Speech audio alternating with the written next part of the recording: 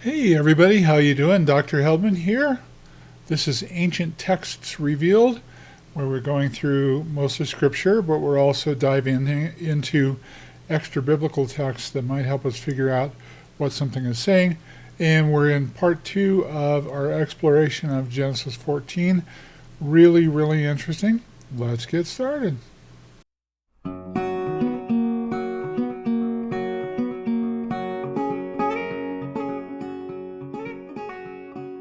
So, Genesis 14 is basically a three-part mini-series. So in the first third, what we did was we talked about the 5 kings of the north, going against the 4 kings of the south. Now in this part, what we're going to do is dive into a battle that happened. This is in the middle of Genesis 14, and then we'll go into another video to talk about the very last third of Genesis 14. So this I've entitled Abram to the Rescue. He is not yet called Abraham. He will be eventually, but right now he's called Abram. So this is found in Genesis 14. Now we pick up the story at Genesis 14:8. So this is the second part. And it says, "And the king of Sodom, the king of Gomorrah, the king of Admah, the king of Zeboim, and the king of Bela," that is Zoar, "went out and joined together in battle in the valley of Siddim." And this is found in Genesis 14:8. And even though a year had elapsed, so there was a year that went by here, evidently these 5 kings who were under the scrutiny of Chedorlaomer, the chief king of the north, they got tired of that. They broke off the relationship. And they must have been angry. They must have been talking about it. They were going to go do battle with these people, settle the score or whatever. I'm not sure how that works. But clearly there was some sort of a decision, but it took a year to get that all mustered up and ready to go. But here we are. Now they've decided that they're going to go attack the 4 north kings. So where is the valley of Siddim at? This is where all of this took place. And you can see here on the screen, there's a little pin that's dropped there. We're looking at the southeast edge of the Dead Sea in Israel. What I'd like for you to notice here, though, is that it's very mountainous to the east in Lebanon there. And so it is possible that they could have run up onto mountainous territory if they had to flee or whatever. So we're talking about the location where the Dead Sea is at. It's called the Valley of Siddim. Now the 5 southern kings went to war with the 4 northern monarchs. This is found in verse 9 of Genesis. Against Chedorlaomer, the king of Elam, Tidal, the king of nations, Amraphel, the king of Shinar, and Arioch, the king of Elasar, 4 kings against 5. By the way, in the last video, I said, well, they went out, these 4 went and killed a bunch of Nephilim tribes. They basically mopped up the area with them. That doesn't mean that they were not Nephilim. I think the jury's still out there because Nephilim tribes would go after one another, kill one another, eat one another. They were cannibals, so they had some real problems with that. But be that as it may, we just don't know if these kings were Nephilim or not. I also don't know if Amraphel was Nimrod or not. I'm not sure that he was. Those are still a couple of question marks that I have in my research. Anyway, the 5 from the south are going to go against the 4 in the north. And it turned out that in the area where they were at, there were asphalt pits. And this is in verse 10 of Genesis 14. Now the valley of Siddim was full of asphalt pits, and the kings of Sodom and Gomorrah fled. Some fell there, and the remainder fled to the mountains. So in this view, you're looking to the south, and you are on the south end of the Dead Sea. It wasn't the Dead Sea at that time, I don't think. And you can see the hillside that they could climb up if they were trying to run away or whatever. And then there's these boiling asphalt pits. Now, if you go into Sefaria.org and you look up the Jewish Contemporary Torah, it sheds a little tiny bit more light on this verse, but it also brings about a conundrum that we're going to have to talk about in a later slide. And so this comes out of Sefaria.org. This is called the Jewish Contemporary Torah, and it says this: "Now the valley of Siddim was dotted with bitumen pits, and the kings of Sodom and Gomorrah in their flight threw themselves into them, while the rest escaped to the country. At first blush, as you're reading this particular verse out of the Torah, you might think, well, the kings of Sodom and Gomorrah threw themselves into the bitumen pit, but later on we're going to find out that that is likely not the case. And bitumen is like a coalish sort of an oil, I think. So that's what that's about. It has the ability to easily burn. So then they plundered everything. They drove all of the 5 kings out. They plundered all of the cities. This is found in Genesis 14:11.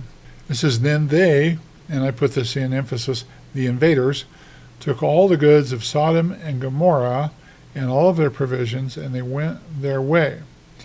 Now this activity is prior to God's complete destruction of Sodom and Gomorrah, which occurs in Genesis 19. However, what I think is super interesting is in the story of Genesis 19, Sodom and Gomorrah were utterly annihilated, and now that I know that there were bitumen pits close by, I'm wondering how much of that entered into helping out with the destruction of these 2 cities. Anyway, be that as it may, this occurred prior to the destruction of Sodom and Gomorrah. According to biblical scholars, the plundering of Sodom and Gomorrah likely occurred when Abram was in his 80s, as his nephew Lot had already settled in Sodom. This is found in Genesis 13:12. But before Ishmael's birth, at which time Abram was 86. So this is somewhere between the time when Abram was 80 and 86. That's found in Genesis 16:16. Some scholars think the date of the occurrence might have been around 2080 to 2060 BCE. And you should know about this guy on the bottom left there. His name is James Ussher. He was an archbishop, a biblical chronologist, which I think is really cool, and a scholar. And he said that the destruction of Sodom and Gomorrah is dated close to Isaac's conception and birth, when Abram was 100. So around 2067 to 2066 BCE. So we have a fairly good timeline here that's telling us that in the 80s, when Avram was in his 80s, this happened. And then later on, he gave birth to Ishmael with his handmaid. He was 86. And then finally, Isaac is born when Avram is 100. And this archbishop, this Irish archbishop named James Ussher, thinks that that was somewhere between 2080 and 2060 BCE. So there was a plundering of everything. They also kidnapped, and they took Lot. This is Avram's brother's son. You remember that Avram's brother was killed in the fire with Avram. I have made a movie on this. And so he's no longer around, but Lot, who was his son, is around, and he lives here in Sodom. And so these 4 kings went in and plundered the city, and they took Lot and his goods, and they departed. So this is a bad dealio here. Now, one of the fugitives that got away from this ran and notified Avram. Now listen, this was a big deal. So if you're looking at the slide here, the slide deck doesn't really show the Dead Sea very well. You can see it on the right-hand side over here where my mouse is pointing right there. That's the Dead Sea. And so this is way over here in an area called Mamre. It's close to Hebron. It's south of Jerusalem, south of Bethlehem. It's in a fairly rigorous environment there. And this is found in Genesis 14:13, but you have to know that that's quite a distance. So for that fugitive to go and find Avram, he had to know where he was, or find out where he was. He had to know that he had to go tell Avram, because that was important to him, and then he had to get there and tell him. So this took some time. So it says, and then one who had escaped came and told Avram the Hebrew, for he dwelt by the terebinth trees of Mamre, the Amorite, brother of Eshcol and brother of Aner, and they were allies with Avram. So Avram had some allies there. Now you should know that a terebinth tree, this is very interesting, it's called a turpentine tree, which doesn't make it very nice, does it? Because turpentine has a smell to it. It turns out it's a deciduous shrub. It's native to the Mediterranean region, which is where we're at here. The female tree's fruit are called drupes, and these contain seeds that can be ground into flour, or they can be made into an alcoholic drink. So that's a picture of a terebinth tree up here. That would be very much like it would look sitting on the plains there of this Mediterranean area where Hebron and Mamre are at. Now, Avram goes to the rescue immediately. So in verse 14 here, Genesis 14:14, now Avram heard that his brother was taken captive. So he armed 318 trained servants. That's really interesting, that number. I don't know that it has any numerical meaning or anything like that. There's no grammatria on it that I know of. But nevertheless, the Bible does say he had 318 servants, and they were trained. They were born in his own house, and he got them, and he went in pursuit as far as Dan. Well, take a look at the map. So I will point to the inset here. That's the Dead Sea on the very bottom there. And they were right there, right at the very tippy tip. That's where the Valley of Siddim was at. Well, then they go up to see Avram, and he's somewhere in there. And Dan is way up northeast yet of the Sea of Galilee. So this is quite a little distance up through here. In fact, it's about 106 miles. So if you imagine, I don't know how far you could travel on a horse in those days, 10, 12, 15 miles maybe. It took him a while just to track these guys and get where they were going. And he had to have been asking people as he went along, hey, did you see these kings running along? And they had a bunch of booty and people with them that they had taken. So this is a super interesting story. Abraham was in pursuit, and he catches the bad guys, but he didn't catch him in Dan. And we look in Genesis 14:15. He divided his forces against them by night. That was really smart. So he divided them up, and he surprised them. And he and his servants attacked them, pursued them as far as an area called Hobah, or in Hebrew we would say Hobah, because it's got that guttural sound on it. And this is north of Damascus. Now, Hobah is a very interesting area. It's not on any maps today. Some sources that I checked say that this could be as far as 60 miles north of Damascus. So he came all the way from Dan, and again I'll show you the inset here. Here is the Sea of Galilee, here's Dan, and he's somewhere way up in the corner over here. So this is 60 miles away, and we note that an apocryphal book called the Book of Judith mentions Hobah in chapter 4 of the book of Judith, but it doesn't have the same correlation. It's not talking about this story here. Anyway, he's clear up at Damascus, and he's going after these people. They really, really fled. Avram brings Lot, so he's successful. He conquers these kings. Don't know what happened to them. Don't know if he took the booty or whatever, but he conquers these kings. He brings Lot and his stuff and his family. And now we find out that not only did the kings take Lot, they took his entire family and all of his goods with them. And so in verse 16 it says, so he brought back all the goods, also brought back his brother Lot and his goods, as well as the women and the people. That's an interesting phrase, isn't it? The women and the people. I assume that means children, teenagers, etc. Now note that we were not told in earlier versions, in earlier verses, that the kings, these northern kings, did that. So this is where we find out that they did take the family, the wives and children and so forth, along with Lot's booty and with Lot himself. Note also that this verse might lead you to conclude, if you were just glancing over it, that Lot was Abram's brother. That is not correct. Lot was Avram's brother's son, technically making Lot Avram's nephew. Now we have a small conundrum here. In 14:10, Genesis 14:10, there's a bit of confusing verbiage. So this is the Masoretic Hebrew here, and I wanted to write this out for you.